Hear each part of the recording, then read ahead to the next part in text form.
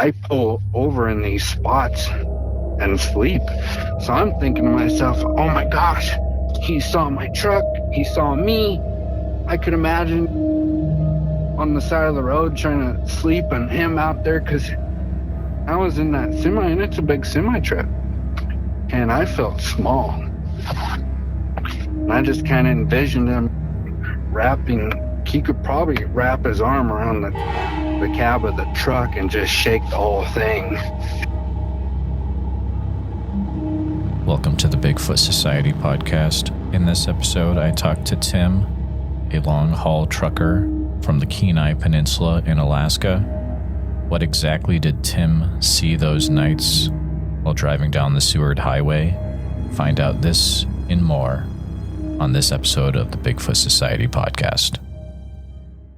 All right, Bigfoot Society, we've got the privilege of talking to Tim from Alaska today. He had said that he has some very interesting encounters that happened up there in the state of Alaska. How's it going tonight, Tim? I'm doing all right. Thank you. Is there anything else that the listeners should know about your background that will help with you sharing your stories tonight? At the time when I saw him, I was long hauling between Anchorage, Seward, Kenai, Fairbanks, and the particular area that I saw these two encounters that I drove every single day, sometimes twice a day. And so I was very familiar with the scenery, just everything. As far as along the road. Sounds good. Let's go ahead and I'll have you start right in with your stories of what you saw when you were long haul trucking. Okay. The first encounter was, I believe it was end of September, beginning of October. The leaves had already fallen off the trees, so you could see pretty clear the brush that in the particular area that I was at was pretty low lying. It was probably about 5 foot tall. And I was just driving along and I come around a corner and I saw somebody walking across the street or the road. And I was just out in the middle of nowhere. And before I come around the corner, there's a cabin right here on this corner that people would frequent throughout the summer and stuff. And I didn't see any vehicles there when I came around the corner, so I was puzzled when I saw the person walking across the street. And at a glimpse, it looked like they were wearing dark brown corduroys with a real light tan shirt, pretty slender, real long hair, like down to the shoulders on the upper facial area, which I thought just, somebody that had long hair. I was just thinking to myself, well, that's odd that somebody is out here in the middle of nowhere. I didn't see anybody at the cabin. So I'm wondering if they're parked up around the corner. There's another corner about half a mile or so past where I saw him walking. And he wasn't going very fast. Normally, like a typical regular person, they see somebody coming, they scurry across the road.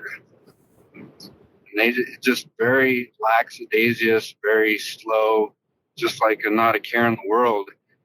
And I kicked myself in the butt for not watching a little bit longer, because as soon as he got to about quarter turn, I guess, or about halfway to looking to his shoulder, I checked my rear view mirrors, because sometimes people, even out in the middle of nowhere, would be right on your butt following you in a semi. And as slow as he was going, I figured I might have to slam on my brakes here pretty quick. I better double check, make sure anybody's not on my butt. And when I looked, there wasn't anybody, and I was watching, and that's about when I saw Bigfoot walk up to the guardrail, and that's when I realized what I was looking at, because when he went to step over the guardrail, came up about halfway, maybe just a little bit over halfway up the shin. And I was always a see it to believe it kind of person. And I just couldn't believe my eyes. And I'm just thinking, no way. That can't be what I think it is. And I'm driving, I think, around 70, 72 miles an hour. And I'm like, I'm going to be there in about 1 to 2 seconds, if not sooner.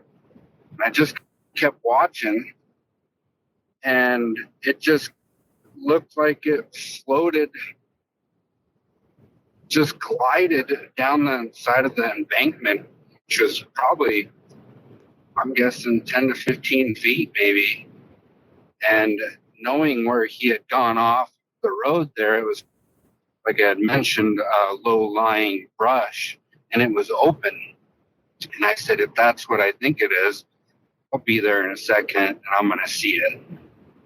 And that second came, and I slowed down, and I was looking. I figured it'd be running. I didn't really know what to expect. And I ended up passing the area and just sitting there thinking to myself, like, that had to have been a moose. I'm trying to make up some kind of logical explanation in my mind for what I just witnessed. So I was trying to think of, like on a four-legged animal, they're, I don't know if I'd say hinging, but you can see how they walk versus just it glided right down the side of the bank there. And as tall as it would have been standing way above the brush that had no leaves on it. And I thought maybe if it's laying down, I'm up high enough in the semi where I can see down, and I could see the floor of the tundra up there. But so yeah, that was the first experience. Do you mind if I ask you a few follow-up questions about that story? Sure. That's a fascinating story. Just the fact that you said the guardrail went halfway up his shin. That's incredible. Or up the creature's shin. How far away were you from the nearest town or civilization? It sounds like it was a kind of a remote area. I'd probably say the nearest town to me was Cooper's Landing, which is down on the Kenai Peninsula, south of Anchorage, about maybe hour and a half, 2 hours or so. It's very small. I got one grocery store and maybe a couple things. That's about it. It was probably about 15 miles or so from there. So I was really kind of out and remote, but it was a very remote wilderness where I was at. Alaska's pretty vast. Did you notice anything about the creature's arms when you saw it for just a few seconds? It looked like the arms had hung down longer than normal, because it almost looked like it wasn't quite all the way to the knee, but it was, or maybe around the knee. I can't recall the specifics. Everything seemed like it happened in slow motion, but it all happened pretty quick because he was walking sideways. It just like a beanstalk kind of tall person, I thought, when I initially saw it. If you had to give an estimate as to how tall the creature was, what would you say? 9 to 10 foot tall. Wow. And Tim, did you notice anything about the head structure or the top part of the creature when you saw it for a few seconds? Nothing out of the ordinary other than thinking it was like somebody that had really long hair down to shoulder, maybe a little bit below shoulder. And I would have probably thought that the hair just was parted or something and you couldn't really cover in the face a little bit. I can't think of anything else right off the top of my head other than being darker on that lower half and a lot lighter to a dirty blonde on the upper. It just looked like it just didn't have a care in the world, and that was one of my first thoughts was I didn't want to run him over or anything like that. How did that sighting affect the rest of your travel that day? I was in disbelief. I was really just I kept telling myself it had to have been a moose. It had to have been something else other than that. And I was just trying to tell myself without freaking myself out. And I was a little bit worried about saying anything because I'm just not one to tell a story, especially something like that, and then I don't want to be ridiculed or anything like that. It's very interesting because I believe in your account you had said that you saw it on two legs, but yet the human mind, when it sees something like that, it's trying to make sense of what is it that I saw. It's got to be a moose. It's got to be something else. There's no way it could be that. And that's just such a fascinating detail for you to throw in there. Were you actually able to see it cross the road then?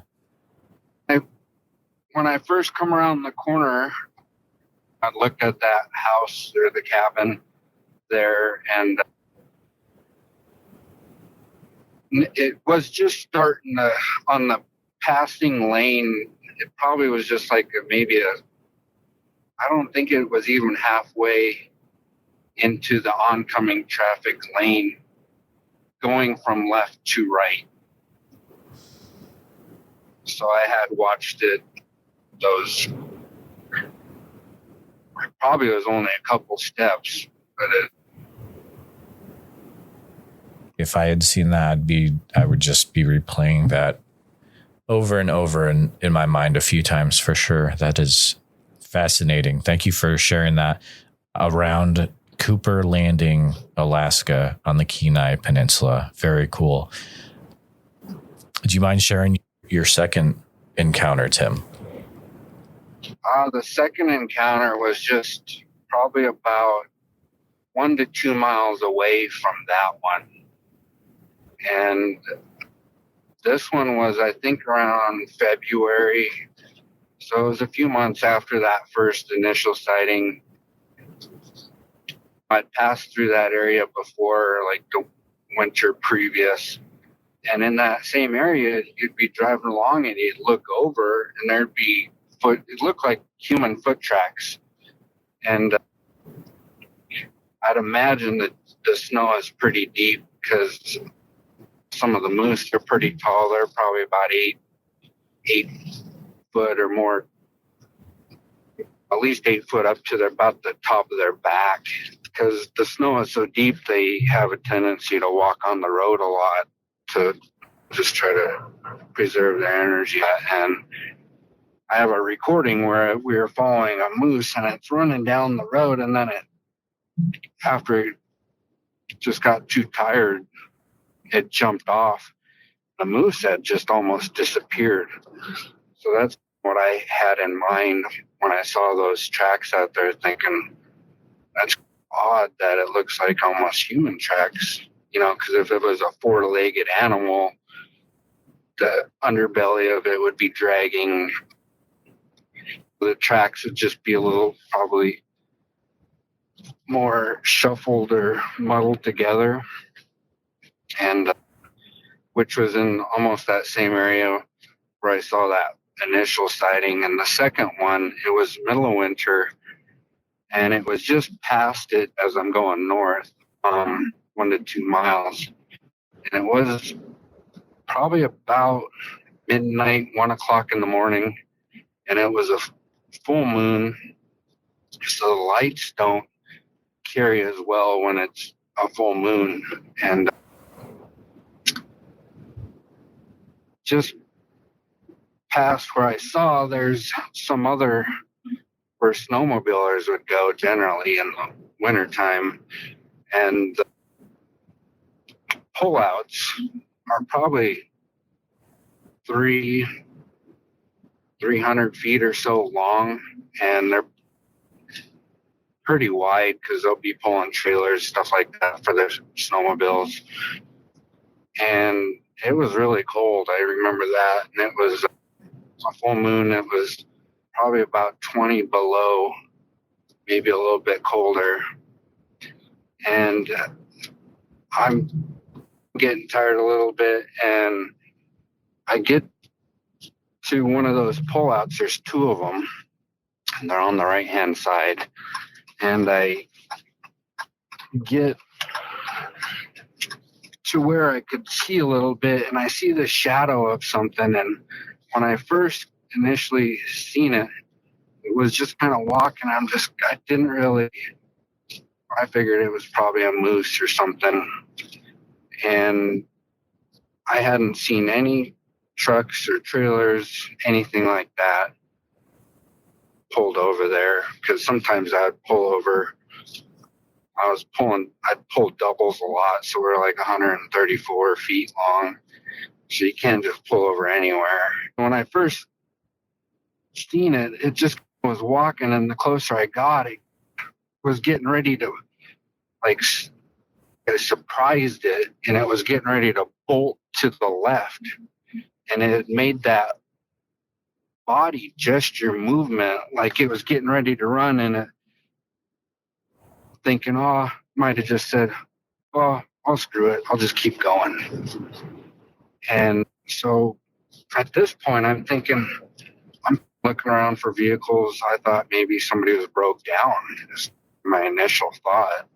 So I'm looking for vehicles, snowmobiles, anything like that. But I'm also looking on the object to try to see any kind of reflective gear, like a face mask, a visor, or any kind of reflectiveness on the coat or snow pants, gloves, something like that. And I didn't see anything.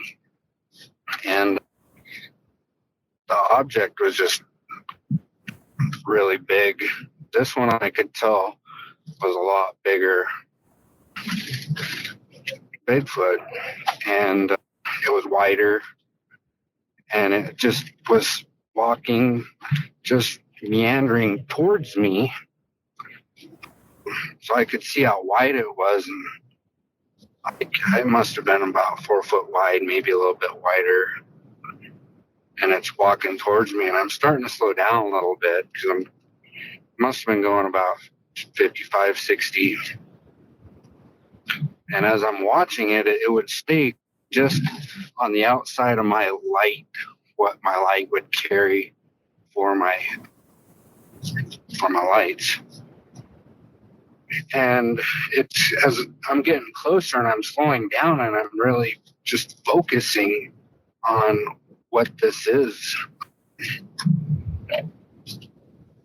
As I had mentioned, it was about 20 some below.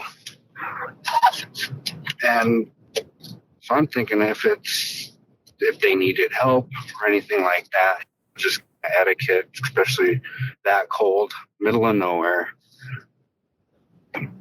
As I'm getting closer, I could see how big the belly was. This belly on this, I couldn't touch my hands together, but maybe 3 medicine balls all in one, if not bigger. than that. And it just had this kind of a waddle, and it was dark because, you know, the moon and stuff was behind it. And this one I didn't quite get as good of a clear picture as I did during the day of that first one. And but it's walking kind of at a diagonal towards the white line from where it was. And as I'm getting closer, I'm slowing down. I'm probably down to 40 or so, and I'm trying to see if they just need help. And I realized how tall it was, and I would then again say it was probably 10, 11 foot tall. And I was like slow motion. As I'm looking out the window, I just forgot where I was. I'm just focused on looking to my right hand side out of the passenger side as I'm starting to roll up to it, and it just stopped, and it's just staring at me. And I think I'm probably about maybe 8 to 10 feet, maybe a little bit more, not much. I'm just looking at it, and the shoulders, like I said, they were super wide, but the biggest thing that really stuck out was the belly, just because how big he was. And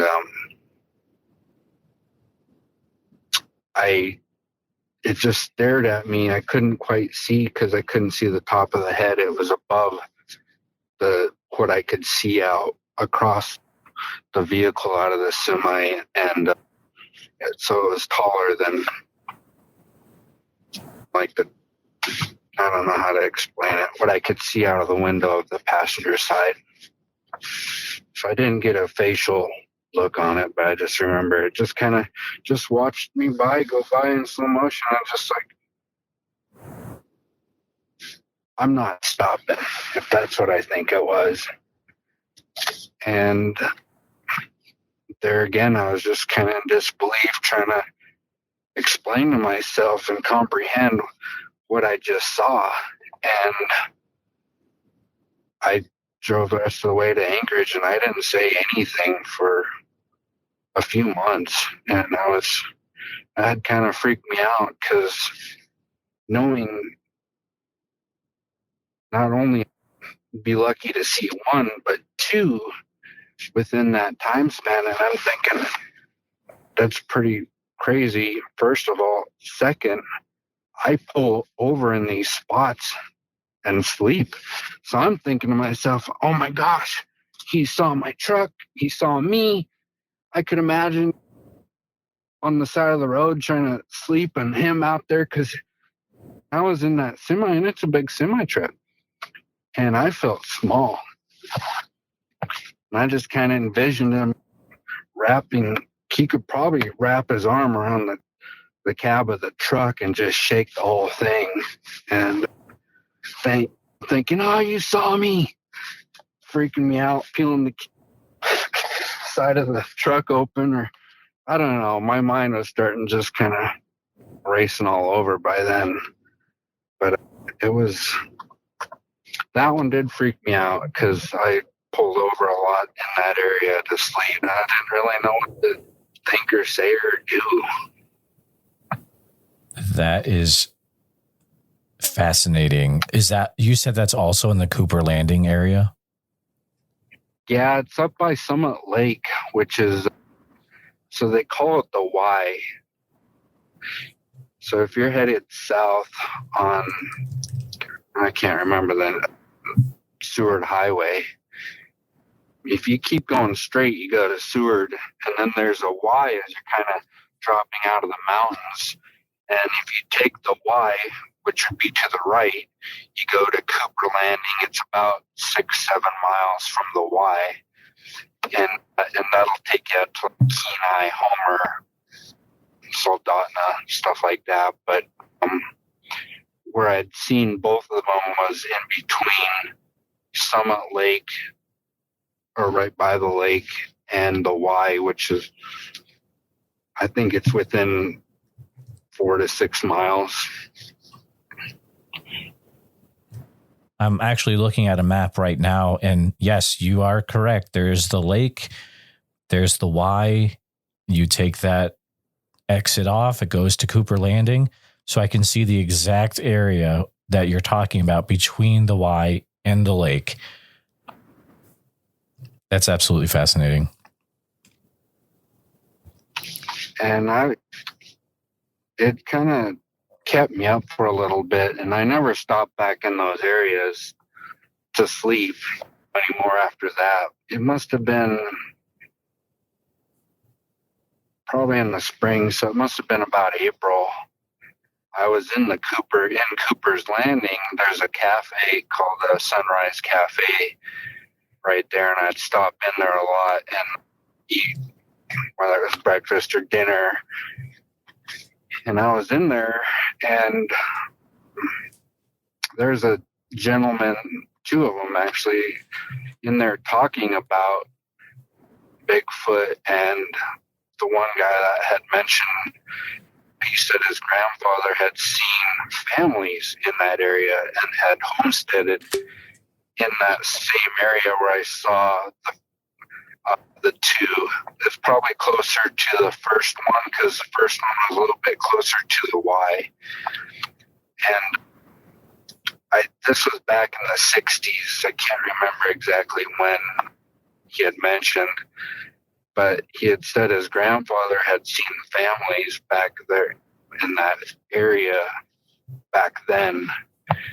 He had said, I listened to his story, and then it came down to a pause, and I finally got enough nerve to say I saw a Bigfoot in that area too.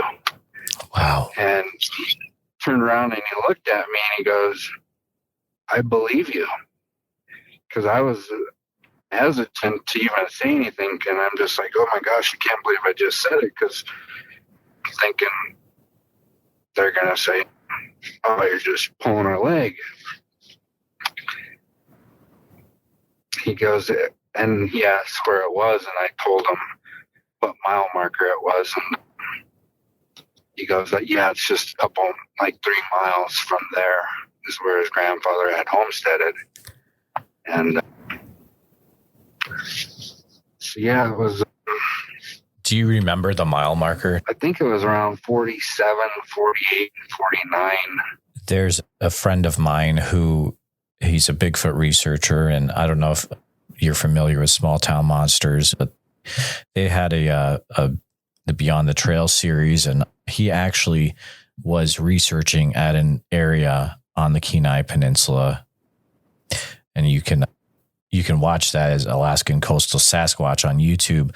But he's actually headed back up this summer to the Kenai Peninsula in Alaska again to research for an extended period of time. I'm sure he will find this episode extremely helpful because you've been descriptive as to where the area, and it sounds like there could be some stuff there. You've had 2 sightings in that area. You had the gentleman in the 60s that had multiple families that were being seen in that area by where his homestead was. It's just, that's fascinating. Look between mile marker 41 and 48 on the Seward Highway.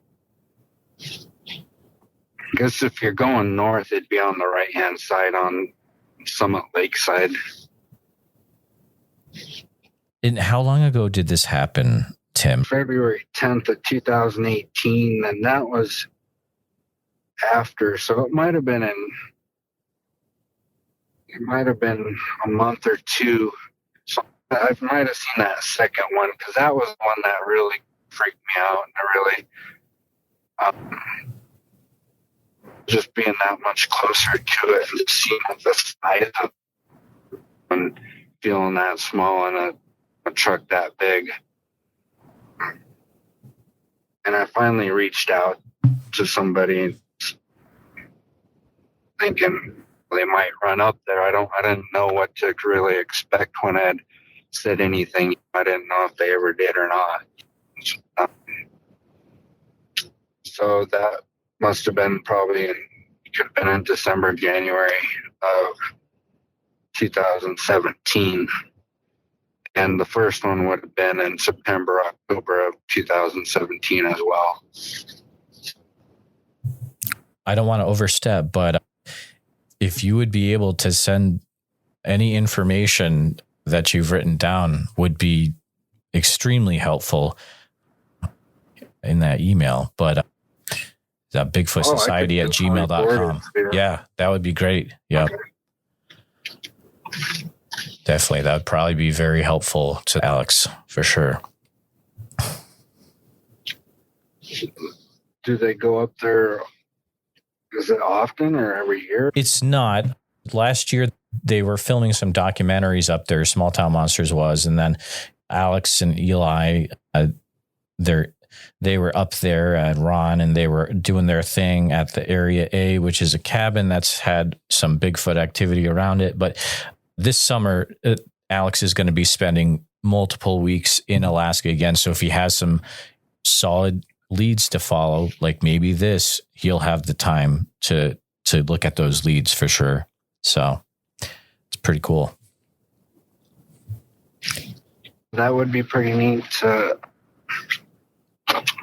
get back in there and research it. And wintertime, I guess it's easier to probably see in the wintertime just because you can see the tracks and stuff like that. Like I was seeing, and I seen it a lot over the time going down there. And I just often wonder to myself, thinking what would make tracks like that. Sure. And I think I know the answer to that now.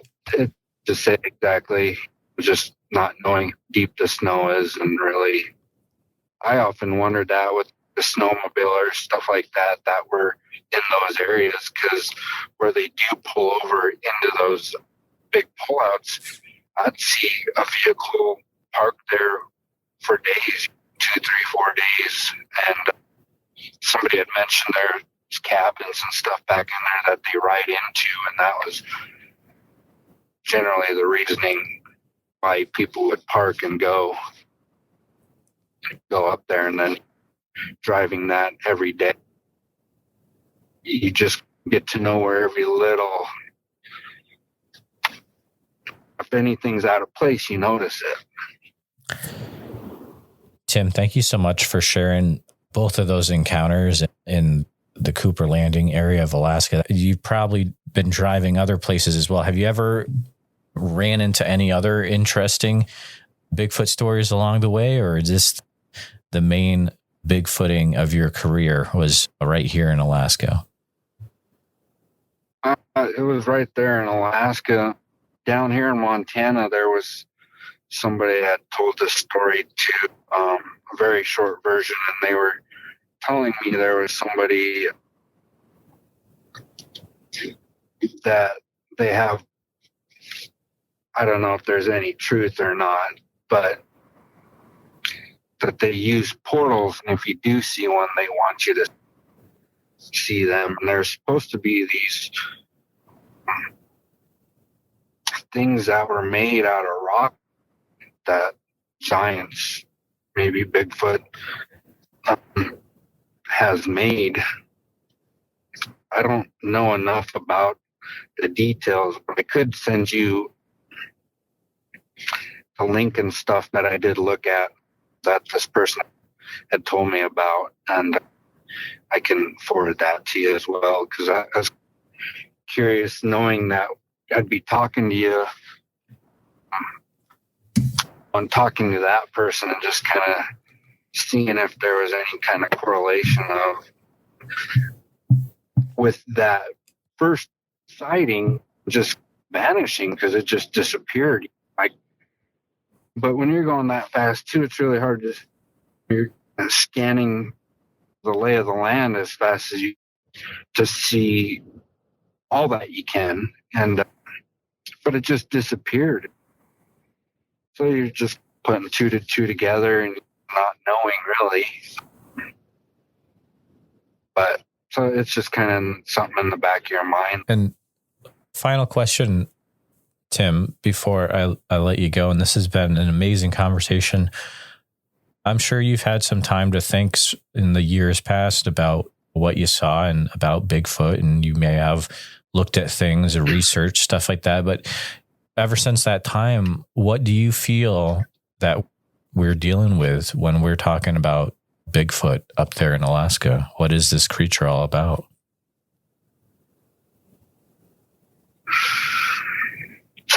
My guess probably just survival and trying not to be seen. It's really, I don't know. And there isn't enough about it. I hear about all these sightings, but is there any really good, clear picture that says, oh my gosh, and everybody's probably freaked out thinking, oh, I just got great footage, and you look at it. So I could be wrong. I don't know. But I kind of at the same time was like, as much as it seems like it's seen more and more throughout the world, eventually one day, I'm guessing with better footage. And second, I'm like, if I didn't slow down, has there been anything or anybody come around a corner and boom, hit them or something? It's something to think about.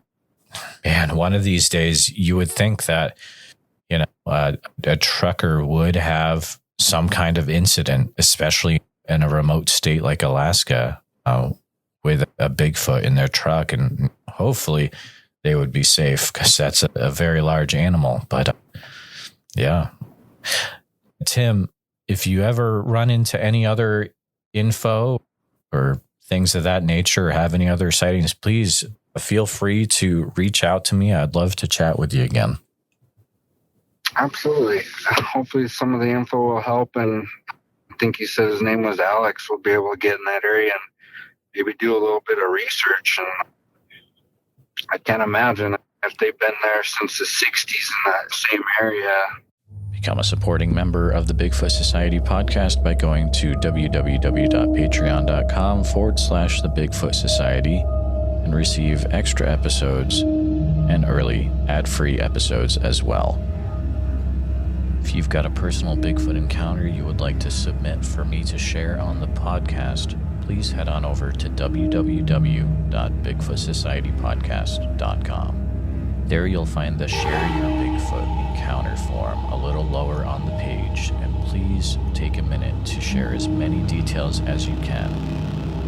Please state if the encounter is anonymous or what name you would like associated with the encounter. And as always, thanks for listening.